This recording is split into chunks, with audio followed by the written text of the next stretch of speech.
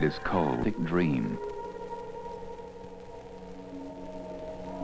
We can measure its movement and depth, but our minds cannot fathom its spiritual geometry. There are those among us who can comprehend physical forces, but in the inner structure of our beings, we have not yet digested its meaning.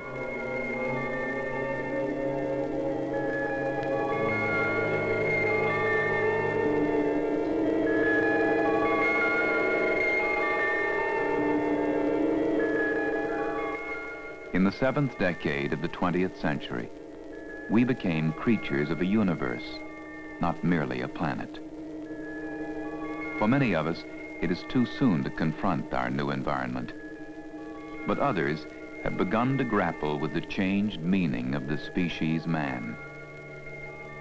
They are the artists among us.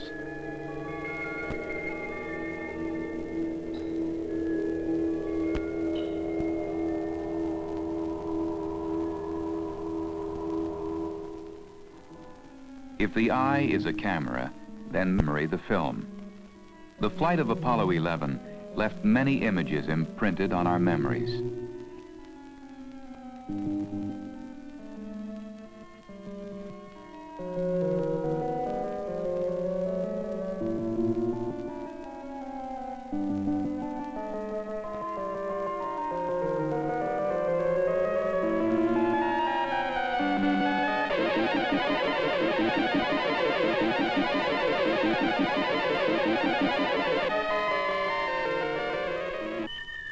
To the creative mind, these same images are not only remembered, but interpreted.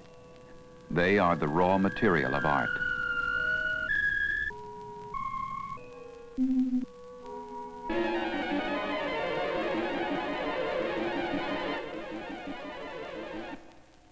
Writer William Buckley was present at the launch of Apollo 11. That one feature of it which was unforgettable was that, if you remember, that was shot off around 7 o'clock in the morning, 7:30, so that when we all got out there, it was illuminated artificially. The clock was going inexorably towards our takeoff. Gave me some sort of sense of the divine countdown. If you knew that the whole world was going to come to an end, you wouldn't feel anything more ineluctable than what you felt. And it did finally go off, even though I'd been warned that it would look as though it was teetering. It would look sort of ambiguous, and that the noise would be quite overwhelming. It was absolutely impossible to imagine how noisy it was, and how truly you found yourself doubting that it was going to generate that incremental urge of energy necessary to get it out.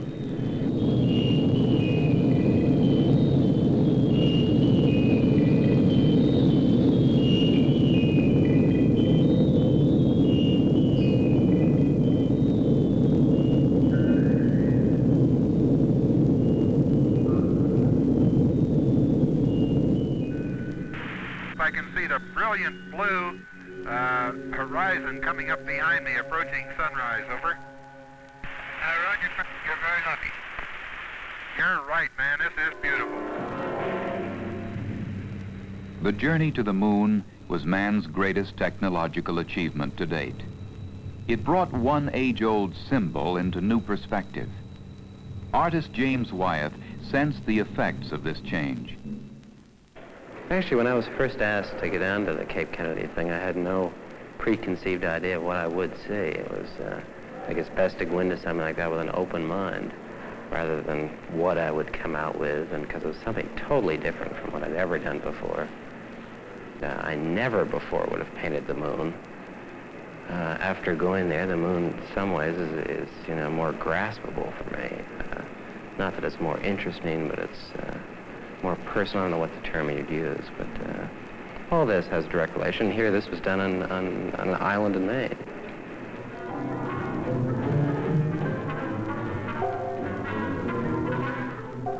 It is the nature of the artist to find a medium that can best embody his impression of the subject matter. The exploration of outer space led painter Mitchell Jameson to experiment with new forms of expression. Well, I think a painter should be interested in everything. I think These devices are really extensions of the painter's consciousness. I'm interested very much in the strength and integrity of the image, even the realistic image, but at the same time I think a medium like this offers a natural outlet for your sense of pure color, pure light, the pure abstract flow of certain sensations. In our images of outer space, the line that divides abstraction from reality is hard to determine. To the artist, this can be a stimulation as well as a handicap.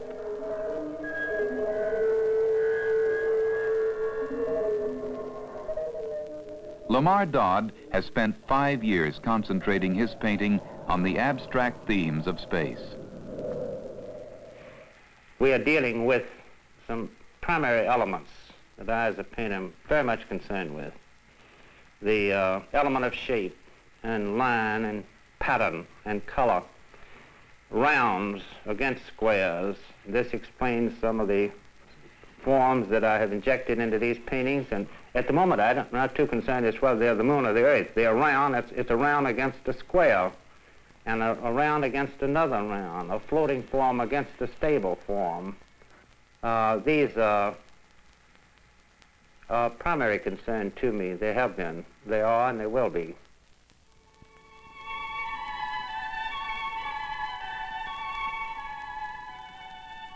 We think of art as the product of contemplation, of tranquility, of isolation, a spore germinating in the greenhouse of the mind. But throughout history, great art has drawn on momentous events for its subject matter. J. Carter Brown, director of the National Gallery, has witnessed this artistic transformation of event to canvas.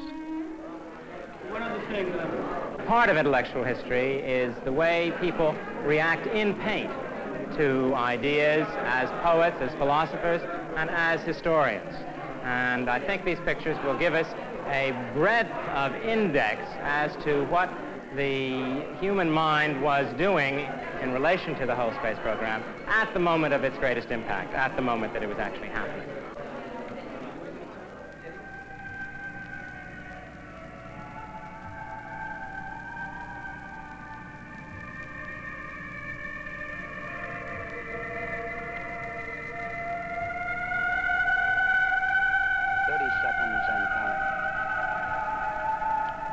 Astronauts report it feels good. T-minus 25 seconds.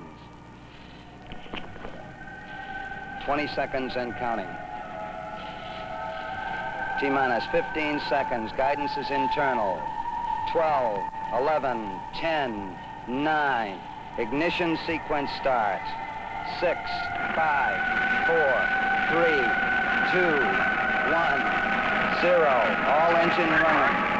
Liftoff. We have a liftoff. 32 minutes past the hour. Liftoff on Apollo 11. Roger, we got a roll from Roger roll.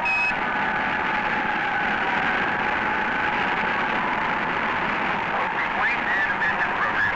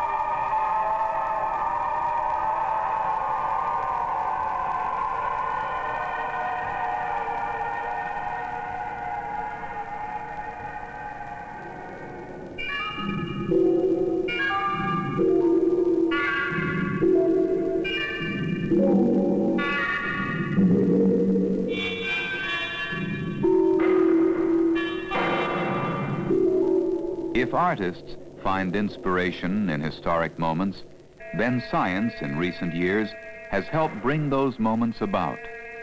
The space effort has forged new links between science and the arts.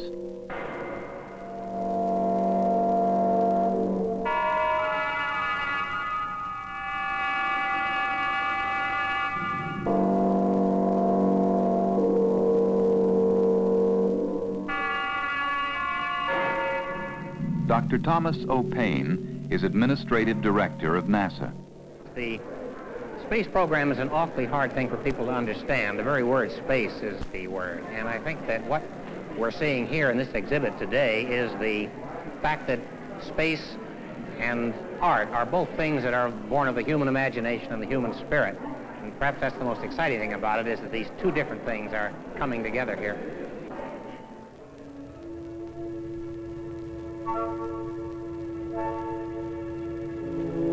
The story of Apollo 11 is the story of movement, of motion, the tranquility of weightlessness, the fluid sense of unseen movement in a void, like a bird gliding effortlessly across the sky.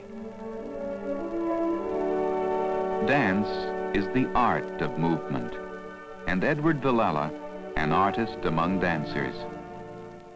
For me as a dancer, it was phenomenal to watch first that initial step, the tentativeness of it, and then the second step, the heaviness of it, the plodding qualities.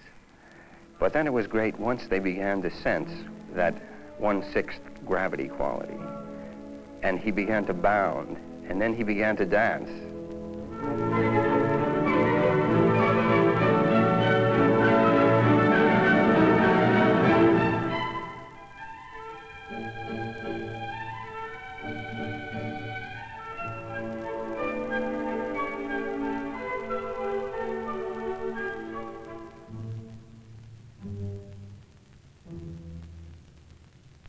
It's the same sort of situation that we try to get into as dancers. Just taking a controlled step, a second controlled step, sensing the floor, being able to feel the floor, feeling where my weight is, where it was, how I could begin to move, and I simply began to move, sensing the enjoyment of that power, that sensation.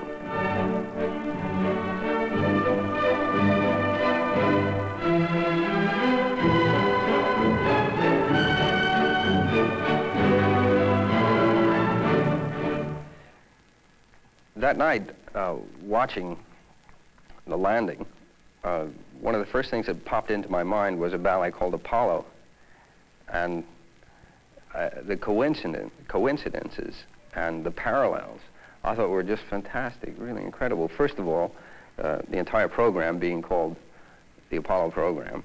And secondly, certain images in the ballet that I found paralleled this entire event, this entire idea. I mean, simply fantastic power of an Olympian god as shown in the choreography that Mr. George Balanchine did way back in 1929. Phenomenal images of masculine power, but also when he taught me the role, he was talking about an eagle. Again, another coincidence, another parallel line. He was talking about an eagle perched high. And he has a jump, which again indicates an eagle. High on this perch, suddenly sweeping down with the arms out as wings. And in my estimation, there's no greater experience in the world. And I never feel more totally alive than when I'm moving that way, when I'm moving through space.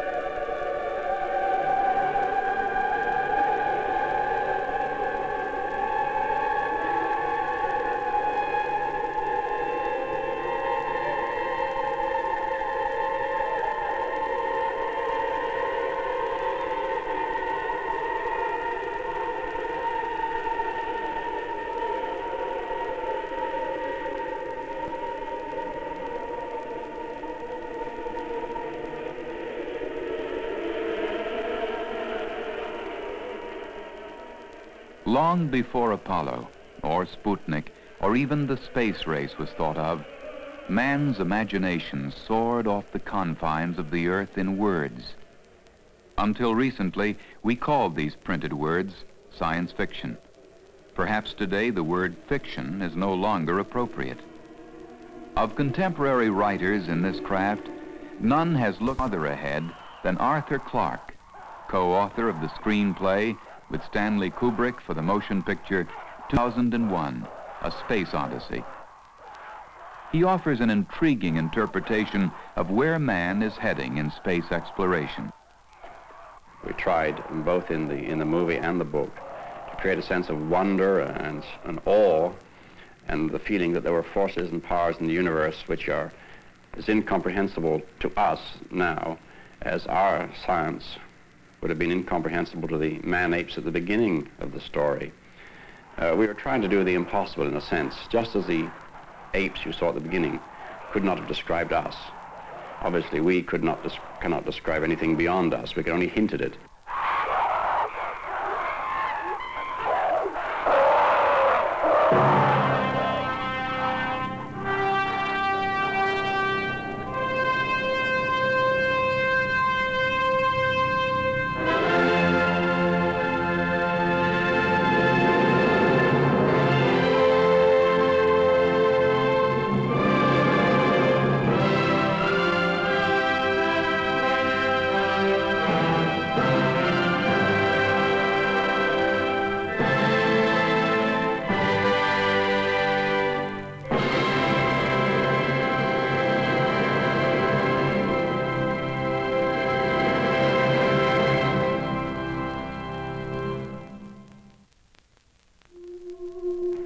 The developments in spaceflight and the landing on the moon, these things open up a new level of science fiction. You see, you could not have science fiction until you had a certain level of scientific achievement.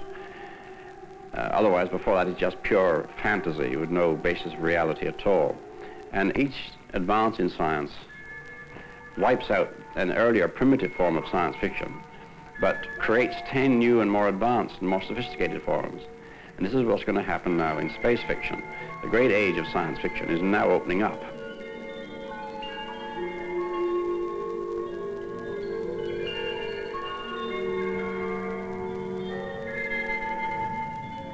The trip through the Stargate at the end of the movie was a journey beyond infinity, as the subtitle had it, beyond the infinite, a confrontation with superhuman powers, which we don't specify. If you like to say that's God you meet at the end of the film, this is a perfectly legitimate assumption.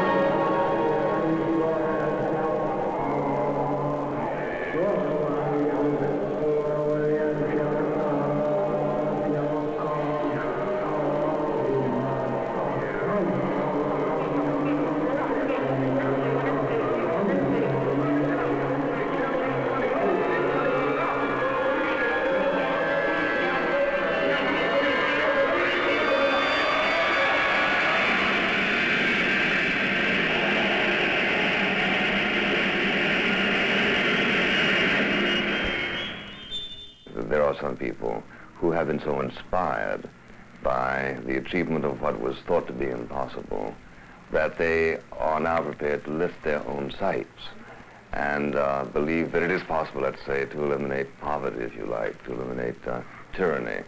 We're far too close to the beginning of the space program to see it in its real perspective. The analogy, which has now become a cliche, that it's like life's emergence from the sea onto land, is perfectly true.